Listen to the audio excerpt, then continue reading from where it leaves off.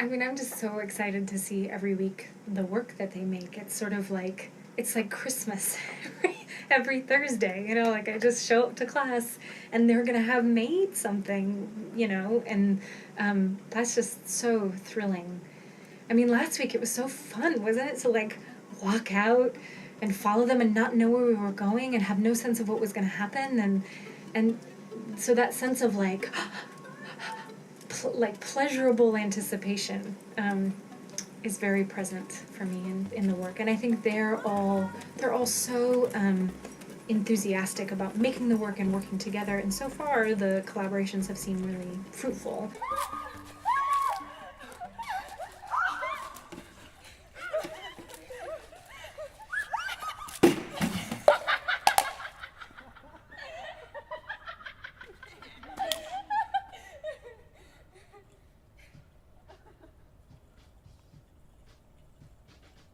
It's not hard to get feedback from Rebecca at all, because she gives you feedback and you just feel that, like, instinctively she is right. She's super amazing. I think the hope of this conversation is maybe to reorient some of our process back to the work. I think we get a little bit freaked out by scheduling and getting it right and making the piece perfect and all these other things that come into it, rather than really what is fundamental to this class, which is finding useful ways of collaborating with other people. It's definitely my favorite class, probably my favorite class I've ever taken in college. I think Rebecca is just an amazing teacher, and I have always been frustrated with, I feel like you either take classes where you're learning theory or you're applying something, and this is the first time I'm feeling like it's really combining both theory and application, and we learn about a concept and then immediately do it, and that makes it stick in my mind and body in a way that I haven't had with other ways of going about educating.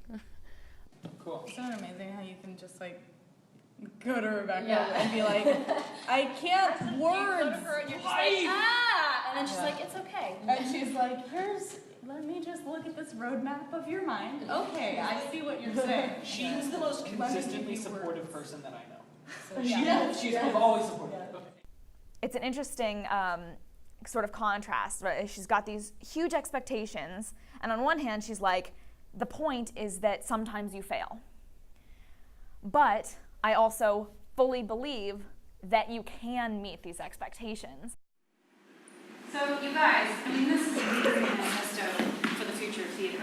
Like, if we make this kind of theater more, right, you could change the landscape of what is being seen on stage in this country. So just do that. Just stop worrying about your schedules. Serious, and make some interesting work that is inspired by this aesthetic and that works with those kinds of collaborative methods. I think you guys can do that. I have absolute faith in all of your abilities. I just think if you're being valued as a whole person, then you're going to value the class so much more.